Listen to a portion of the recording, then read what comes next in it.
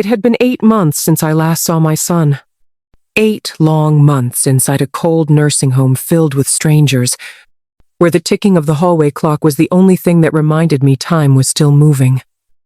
Marcus left me here with a promise that he would check on me often, that this place was temporary, that it was for my safety. Lies. Every single word. Not a single visit. Not a single call. Not even on my birthday. I had gone from mother to burden overnight. At least that's how Marcus saw it. He didn't say it out loud, of course. He just slowly stopped showing up. I tried to be strong. I told myself maybe he was busy. Maybe his wife didn't like me. Maybe their new house was just far away. But deep down, I knew the truth. He wanted me out of his life. And then one Tuesday morning, he walked through the doors of Meadowview Nursing Home like nothing ever happened. I was by the window, peeling an orange with my trembling hands, when the nurse peeked in. "Margaret, you have a visitor." My heart stopped. I hadn't heard that word in months. Visitor. I looked up, and there he was. Marcus. Dressed in his usual sleek suit, hair perfectly styled, and carrying a leather briefcase. He looked more like a lawyer than my son. "Hi, Mom," he said, barely smiling. "How are you holding up?" I blinked at him, stunned. "What are you doing here?" He shrugged, pulling up a chair like we spoke every week. "Just came to check on you. Brought some forms from the care facility. Legal stuff. Routine."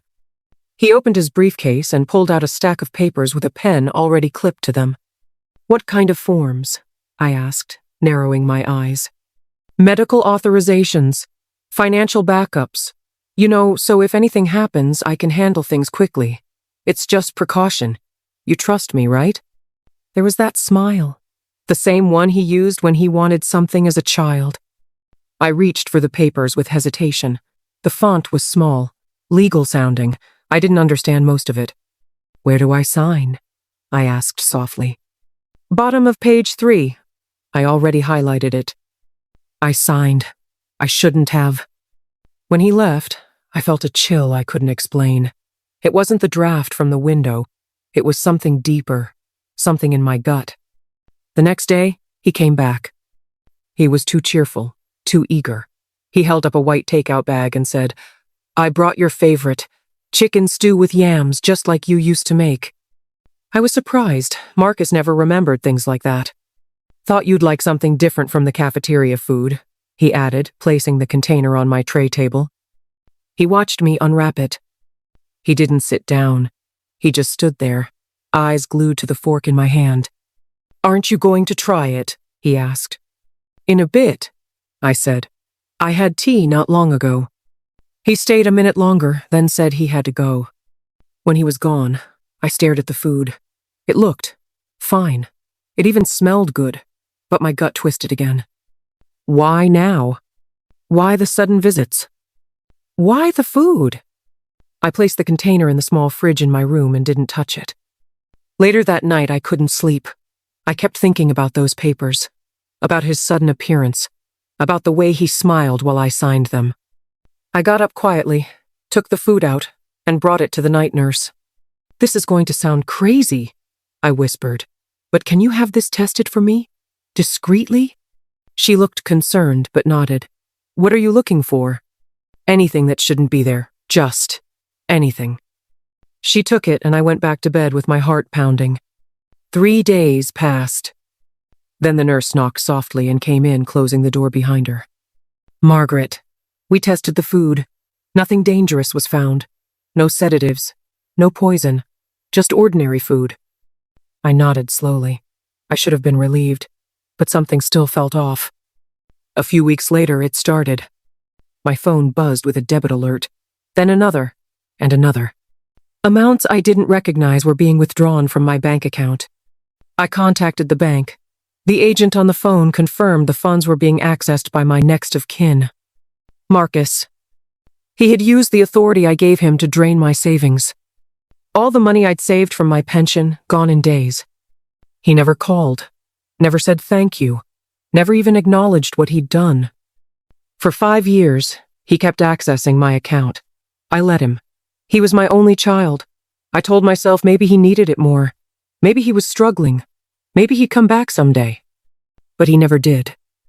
Then in the 6th year, something in me changed. I was done waiting, done crying, done being used. I called the bank. I revoked his authority. I removed him as next of kin. I told the bank that he was no longer to have any access to my accounts.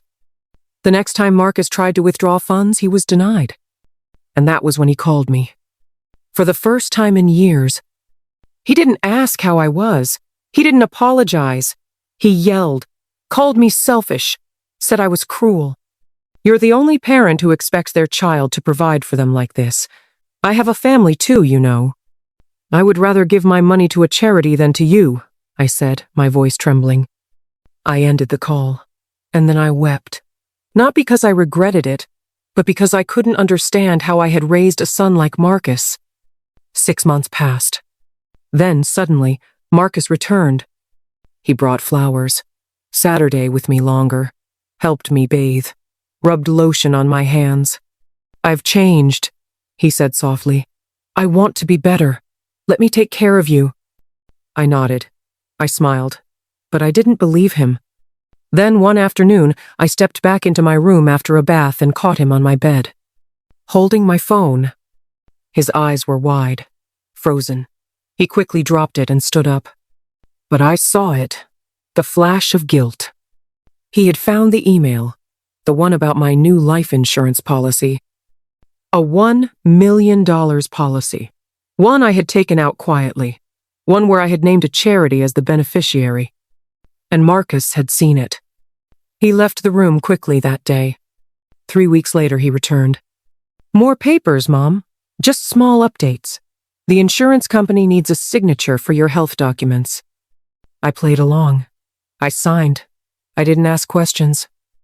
That night, I received another email. My beneficiary had been changed. Marcus had made himself the sole recipient.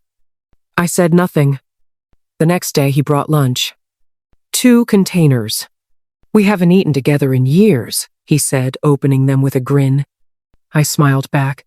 Can you go grab a bottle of water for us from the vending machine? Sure, he said, leaving quickly. As soon as the door closed, I switched the meals. Minutes after we ate, Marcus clutched his stomach and collapsed. He was rushed to the hospital. As I sat in my room, staring at the empty containers, I knew. He had tried to kill me, to trigger my death certificate, to claim the policy. But I had survived, and now I knew how far he was willing to go. The next morning, the hallway buzzed with whispers. Word had spread that Marcus had been rushed to the emergency room the night before.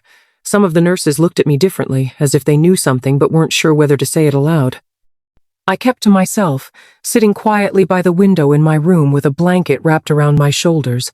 I didn't feel victorious. I didn't feel angry. I felt empty. How had it come to this?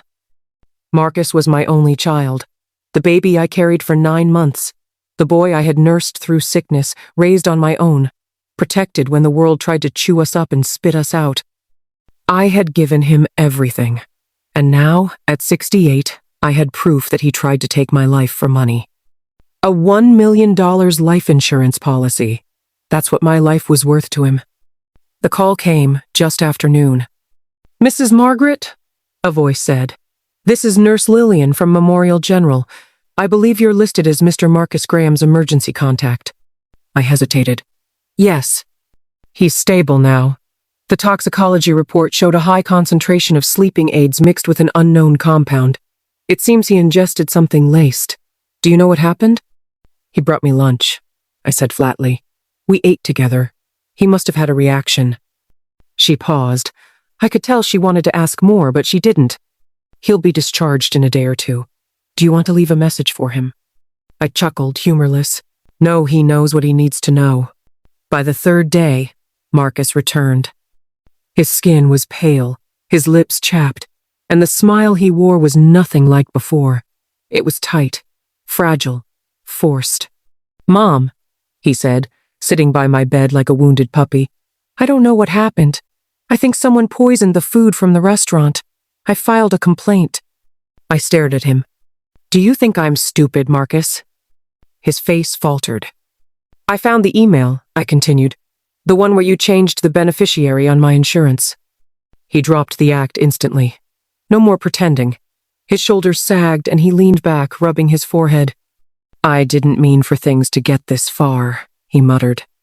Really? Because it looks to me like you've been planning this for years. First the bank accounts, now the insurance. What's next? My funeral arrangements. He looked up sharply. Don't say that. Why not? Isn't that what you were hoping for? He didn't answer. We sat in silence. A thick, choking silence that said everything our words couldn't. I loved you, I said finally. Even when you stopped visiting. Even when you took my money. I still held on. But this is unforgivable. He stood suddenly, the calm cracking beneath the surface. Do you know what it's like to struggle every day, Mom? To raise a family in this economy? To live paycheck to paycheck while you sit here with thousands you're not even using? You think that justifies trying to kill me? He didn't answer. He walked to the door and stopped. It was never supposed to go this far, he said. But since we're being honest, I did it because I was desperate. And you made it easy. He left. Again. This time, I didn't cry. 2 weeks passed. I waited, unsure of what he'd do next. I alerted the nursing home manager. I changed every passcode, every linked account, every access point he could touch. But I didn't report him to the police. Not yet. Then something strange happened. A letter arrived. Handwritten. No stamp, just my name on the front. Inside it read, You think you're safe now. You're not. That money doesn't belong to you. You owe me. And if I can't get it the easy way, I'll find another way. No signature. But I didn't need one. I took the letter straight to management. They called the police. A report was filed. They advised me to keep my door locked at night and installed a camera outside my room. I couldn't sleep. A few days later, a nurse named Naomi came to me in a panic. There was a break in at the back gate last night, she whispered. Security found a man hiding in the parking lot. He ran when they approached. Did they see his face? She hesitated. They think it was Marcus. That night, I slept with a kitchen knife under my pillow. I knew one thing for sure. If he was willing to go this far, then the worst was yet to come. That night, I slept with a kitchen knife under my pillow. The cold handle pressed against my palm gave me a strange sense of comfort, like I had some control over my own fate again. The flickering hallway light outside my room cast faint shadows on my ceiling. Every creak, every whisper of wind outside my window made me sit up and listen. I didn't know what scared me more, that Marcus might come back, or that no one would believe me if he did. He had always been good at hiding his true face from the world, charming to strangers, sweet to co-workers, smiling in every family photo. But underneath that polished surface was someone I barely recognized anymore. A man who could trick his mother into signing away her life, and when that failed, someone who might sneak through a nursing home parking lot in the middle of the night like a thief. The next morning I woke up to a sharp knock at my door. I sat up, my fingers instinctively tightening around the knife before I tucked it under my pillow. Mrs. Margaret? A voice called gently. It was Naomi, the nurse who had warned me before. I opened the door slightly, my heart still pounding from the night. Security found footprints outside the facility, she said quietly.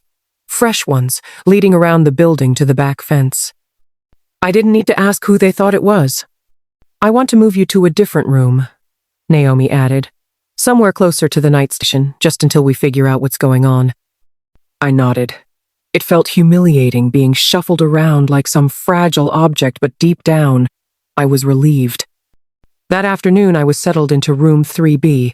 It was smaller but brighter, right across from the nurse's station, and much closer to the emergency alarm button.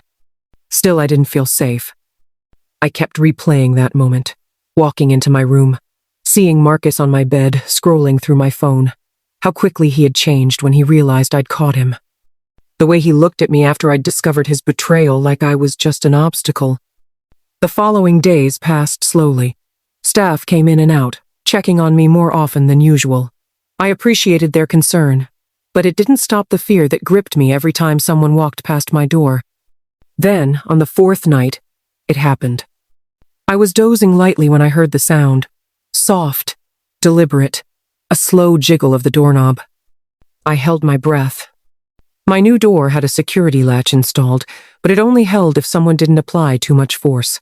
I slid silently out of bed, reaching beneath my pillow for the knife. The doorknob turned again this time with more pressure. Then, silence. I crept to the door, trying not to let the floor creak beneath me. I looked through the peephole. No one was there. No one was there, but I knew someone had been because the scent of his cologne still lingered in the hallway. The next morning, I reported it to the head nurse who contacted the administrator and the police. They reviewed the security footage and found something chilling at 2:13 a.m. A figure in a hoodie approached my door. They couldn't get a clear face, but the posture, the frame. It was Marcus. I knew it. Even after all these years, I would recognize the way he walked, anywhere. The police made another report. I filed a restraining order. But deep down, I knew it wasn't enough. He wanted the money, and now he knew he couldn't get it while I was alive. But Marcus underestimated me. He thought of me as weak, fragile. He forgot who raised him. That same week, I scheduled a visit with my lawyer. It took some coordination. Nursing homes aren't the easiest places for private meetings, but I told them it was urgent. The lawyer, a woman named Lisa, arrived 2 days later.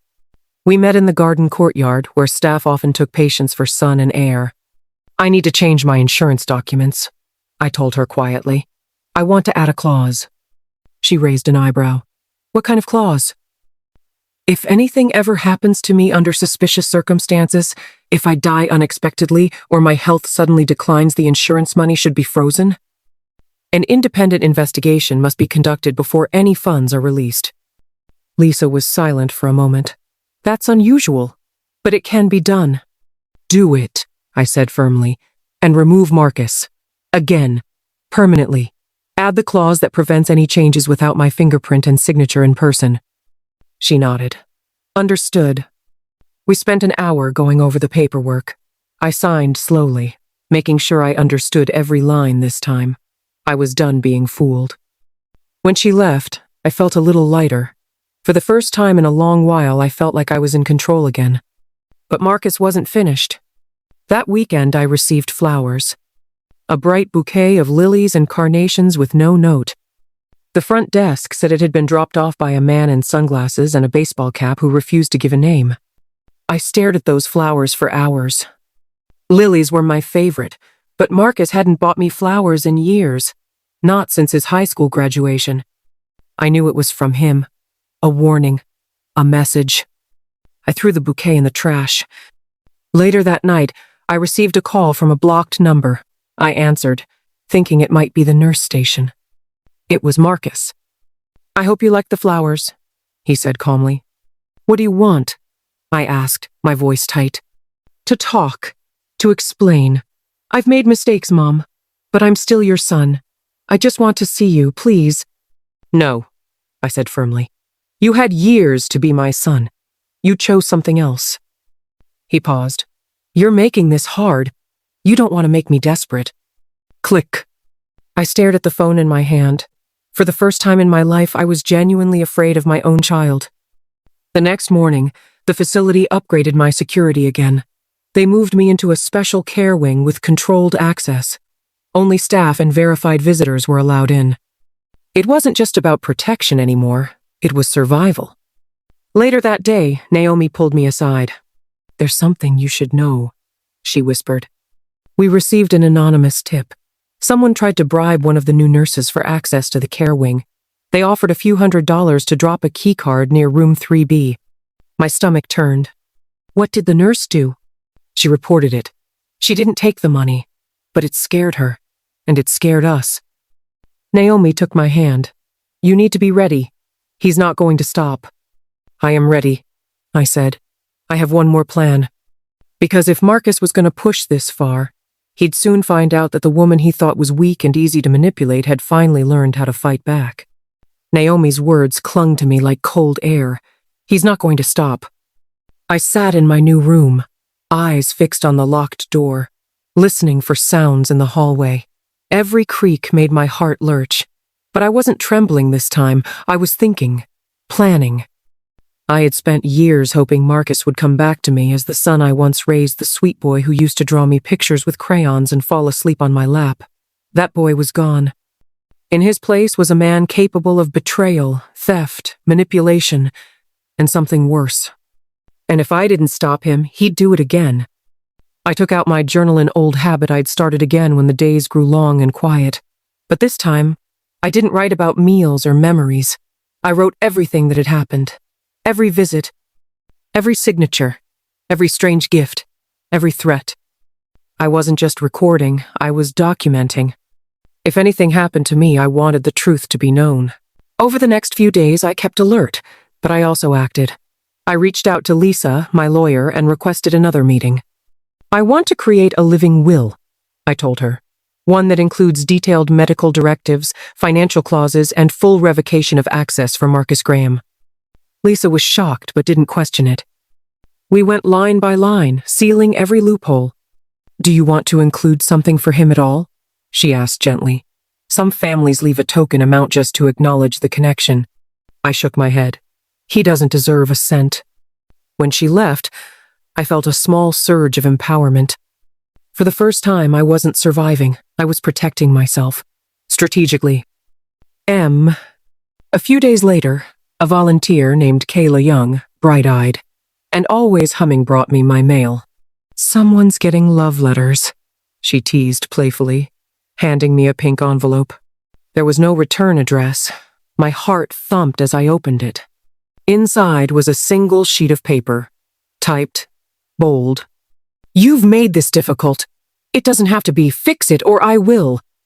I looked at Kayla, trying not to let the panic show. Thank you, dear. Could you do me a favor? Give this to Nurse Naomi privately. She nodded and left, cheerfully unaware of the storm churning inside me. That night, I asked the staff to set up a private video call with an old friend, Evelyn, someone I hadn't spoken to in years but trusted with my life. Evelyn had once worked in social services. She knew how to find people, how to track paper trails, and she owed me a favor. When she answered, her face lit up with surprise. Margaret? My goodness, it's been... Evelyn, I cut in gently. I need your help. I told her everything. The insurance, the forged documents, the bribe attempt, the break-in, the threats. By the end, her face was pale. I'll look into Marcus, she said without hesitation. Let me see what he's been up to. A week later, she sent me an update. Marcus had racked up massive credit card debt. His home was in pre-foreclosure. He'd lost his job 2 months ago and his wife had filed for divorce. He was spiraling and desperate, which made him more dangerous than ever. Then, one afternoon, the front desk buzzed. A delivery. A small white box with a silver ribbon. No sender listed. I refused to touch it. Naomi came, opened it with gloves, and inspected it. Inside was a single piece of jewelry, a gold locket. It was identical to one I had lost 20 years ago. But how? Was this yours? She asked. Yes, I whispered, but it's been gone for decades. I knew then that Marcus had gone through my things, probably years ago, stolen it, saved it. And now he was sending it back as a message. He wanted me to know he could get to me. I began sleeping during the day and staying up all night. My anxiety climbed to unbearable levels. Every knock, every bell, every footstep made me flinch. I asked the facility director for an emergency transfer. I'm not safe here, I said bluntly. We can increase your security again, but moving you would take time. I don't have time. So I made my own move. I called Evelyn again. Do you still have that property? She paused. You mean the cabin? Yes. I need to disappear for a while. It took 1 week to arrange everything. I told the staff I was being moved for health reasons. I left no forwarding address, just a note with my lawyer and a final letter with Naomi. Evelyn picked me up in her old sedan, and we drove 4 hours to the secluded cabin hidden in the woods.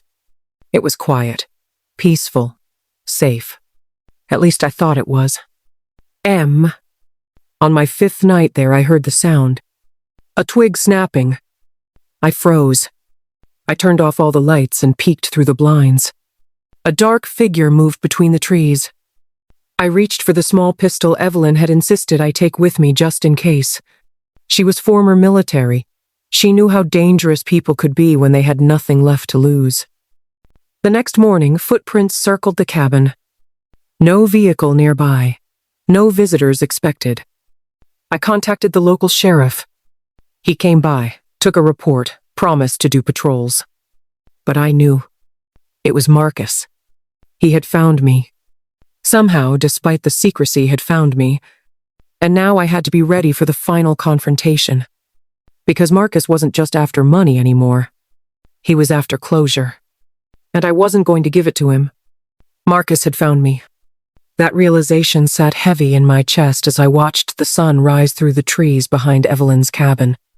The shadows stretched across the wooden porch like creeping fingers, and every creak in the walls made my heart stutter. I didn't sleep that night. I sat on the edge of the bed, the pistol Evelyn had given me resting beside me, my phone clutched tightly in my hand. The sheriff had promised to do patrols, but deep down, I knew I couldn't depend on that. Marcus had already proven he could get through locked doors and security gates. A forest wouldn't stop him. He wouldn't leave without what he came for. I needed a plan. Evelyn returned from the market around 10 a.m., carrying a bag of groceries and a concerned look. "You didn't sleep, did you?" she asked, setting the bag on the counter. I shook my head. "I saw the prince," I said. "He was here. I'm sure of it." Evelyn nodded. "That's why I picked up some cameras. Wireless. We'll set them up around the property. Motion sensors, too." We spent the next few hours placing themon trees near the back door by the windows. Evelyn taught me how to monitor everything from the tablet she synced them to. For the first time, I felt like I could see him coming before he got too close. That night, I finally managed to sleep for a few hours. Until the alarm went off. A soft chime, barely louder than a whisper but enough to jolt me awake. I grabbed the tablet and opened the live feed. One of the front-facing cameras had picked up movement. A figure. A man in dark clothing slowly circling the property. He didn't try to break in. He didn't even approach the door. He just walked around the house and then disappeared back into the woods. He was watching. Waiting. I called the sheriff again. Another report. Another promise. Next time, I told myself, next time he steps on that porch, I'll call 911 immediately. But the next time didn't come right away. Days passed, and there were no more sightings. I almost began to think he had given up. Until the letter came. It was left on the porch in a plain white envelope. No name, no return address. Just a single line written in Marcus's unmistakable handwriting. "You don't get to win." I froze. My fingers went numb. He had stood right outside my door and I hadn't known. That night, Evelyn slept in a chair near the door, the pistol in her lap. We didn't speak, we didn't need to. We both knew what was coming. The next morning, I made a decision. I wasn't going to live like this anymore, trapped, hunted, terrified. If Marcus wanted a confrontation, he was going to get one. I called Lisa, my lawyer. "I want to file an official police complaint," I said. "Not just a report. I want him investigated. I want every detail of his actions recorded. If something happens to me, I want him to be the first name on their list." She agreed. We began gathering every document, every copy of communication, every video, every letter. And then I made one more call to a reporter. Her name was Gina Taylor. She'd written about elder abuse and financial exploitation before. I read one of her articles years ago and saved her contact. She answered on the third ring. "Miss Graham? I've heard about your case. I've seen the partial reports. You willing to speak publicly?" "I am," I said, "but only if you promise to tell the truth. Every part of it." We scheduled a remote interview. It would air in a few weeks, but the impact would be immediate. Once the news broke, Marcus wouldn't be able to hide in the shadows. His name would be tied to this story forever. 2 days later, Marcus called me. Blocked number. "Why are you doing this?" he snapped. "You're ruining my life." "No," I replied calmly. "You ruined your own life the day you decided my death was more valuable than my love." He cursed, screamed, then the line went dead. I expected him to show up that night, enraged, but he didn't. It wasn't until the next afternoon that I realized he'd changed tactics again. The sheriff arrived at the cabin. "We received a call," he said. "A wellness check. Someone claimed you were suicidal, that you had expressed intent to harm yourself and needed to be evaluated." My jaw dropped. Marcus had tried to have me institutionalized. I showed the sheriff the video footage, the letters, the legal paperwork, the call logs. His face grew serious. "This isn't just harassment anymore. This is a coordinated attempt to intimidate and manipulate. We're escalating the case." That night, Evelyn packed a bag. "We're not staying here anymore," she said. "I've arranged a secure location, a private retirement community with top-tier security and zero public access." I didn't argue. I was tired, not just physically, but emotionally. I wanted peace. We moved the next morning. New state. New name on the guest list. Only a handful of people knew where I was. The facility was warm and welcoming. I had a garden view, friendly staff, and for the first time in months I could breathe. But the final blow hadn't come yet.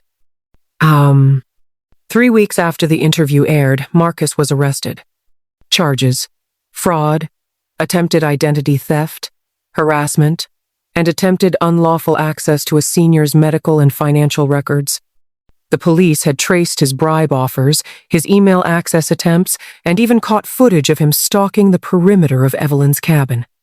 I watched the news from my new room, tears streaming down my face. It was over. Or so I thought. 2 months into his jail time, I received one last letter. It was shaky, sloppy, written from a place of desperation. "I was wrong, Mom.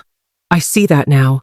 I was angry, desperate, but I never stopped loving you. Please forgive me. I'm sorry. I'm so sorry." I stared at the paper for a long time. Then I folded it and placed it in the back of my journal. Not out of forgiveness, but because I wanted to remember what desperation looked like when the tables turned. I live quietly now, peacefully. My days are filled with books, sunshine, and slow walks through the garden. The staff call me Miss Margaret. They don't know the full story, just that I'm a survivor, that I've lived through things most people couldn't imagine. Sometimes I sit by the window and wonder if Marcus ever truly understood the depth of what he did, if he meant his apology, if he would have followed through had I not caught him first. But I never let that thought linger long, because I did what I had to do, and I'm still here, standing, breathing, free. If you've ever felt used, forgotten, or betrayed by the ones you love most, just know this: your worth isn't measured by how others treat you. Stand tall, even when you're sitting in a wheelchair. Protect your peace, protect your heart, and never apologize for choosing yourself. Thank you for watching. If this story touched you, don't forget to hit the subscribe button. There are more real, emotional stories like this coming your way, stories that heal, inspire, and reveal the truth. Join our growing family and never miss a moment.